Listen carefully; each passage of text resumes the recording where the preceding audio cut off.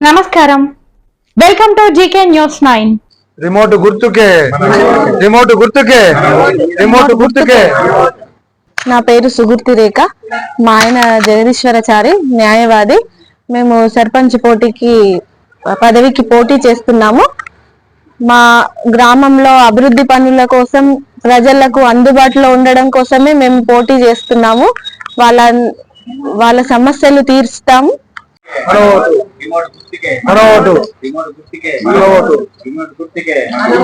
ఆ గుర్తు వచ్చేసి టీవీ రిమోట్ గుర్తు, బ్యాలెట్ నంబర్ 6.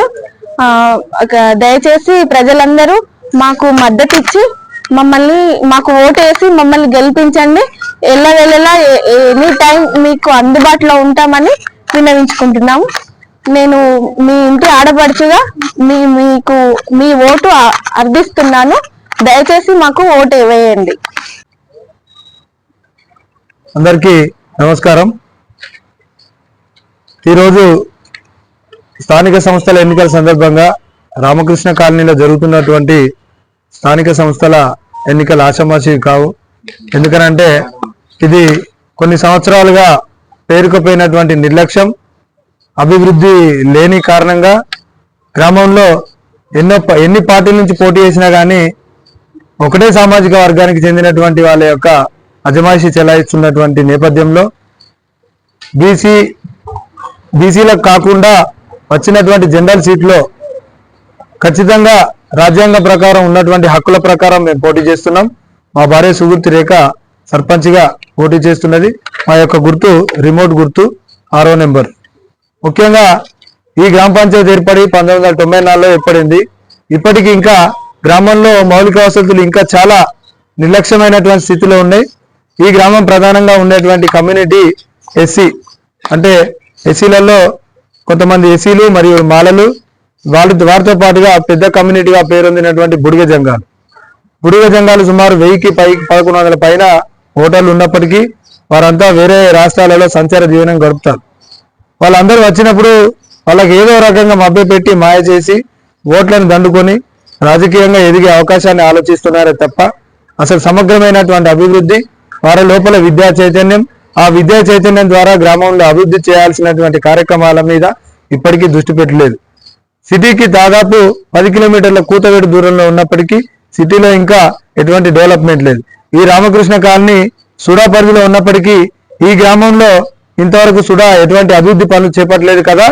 గన్నేరవరం పక్కన ఉన్నటువంటి 25 కిలోమీటర్ల లోపల ఉన్న గన్నేరవరంలో 20 లక్షల రూపాయలతోటి సుడా నిధులతోటి అభివృద్ధి పనులు చేస్తాను. మరి రామకృష్ణ కాలనీ ఏం పాపం చేస్తాను? మరి ఇక్కడ ఉన్నటువంటి నాయకులంతా బడా నాయకులే. 20 సంవత్సరాలుగా రాజకీయ వ్యవస్థ నడుపుతున్నటువంటి వారే. టీఆర్ఎస్ రాజకీయంలోకి అయితే టీఆర్ఎస్, మళ్ళీ కాంగ్రెస్ రాజకీయంలోకి అయితే కాంగ్రెస్, ఇలా పార్టీలు మారుతూ వారి యొక్క ప్రాపకాలు చేసుకుంటారు తప్ప ప్రజల యొక్క సంక్షేమం కోసం ఏనాడు కూడా పట్టించుకున్నటువంటి పాపాన పోలేదు. పక్కనే ఉన్నటువంటి అంగారికకు సంబంధించినటువంటి 98 ఎకరాల భూమి, ఈ భూమి మొత్తం ఎస్సీలకు బీసీలకు సంబంధించినటువంటి భూమిని, ఆ భూమిని నామాత్ర ధరలతోటి సేకరించి వారికి కేవలం 2 లక్షల రూపాయలతోటి డబ్బులు కట్టించారు. మరి అదే భూమిలో కనీసం మనిషికి ఒక గుంట ఇవ్వలేదు, వాళ్లకు ఆ కుటుంబానికి నౌకరీ ఇవ్వలేదు.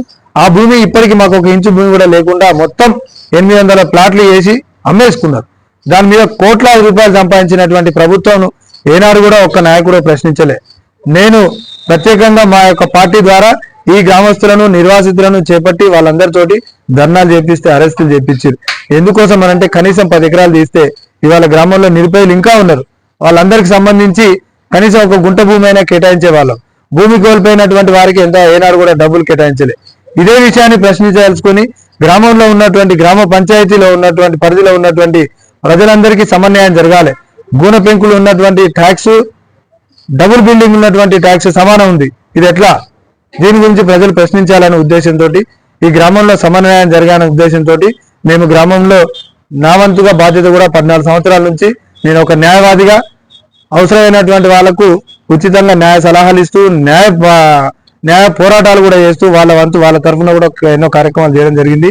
పక్కనే ఉన్నటువంటి అనంత పద్మనాభ స్వామి గుడి కోసం కూడా నా వంతు బాధ్యతగా లీగల్ డ్రాఫ్ట్ నేనే చేయడం జరిగింది. ఇవన్నీ దృష్టిలో ఉంచుకొని మా తాతగారి పేరు మీద ఒక వైకుంఠ రథం కూడా ఇప్పేయడం జరిగింది, ఫ్రీజర్ బాక్స్ ఇప్పేయడం జరిగింది.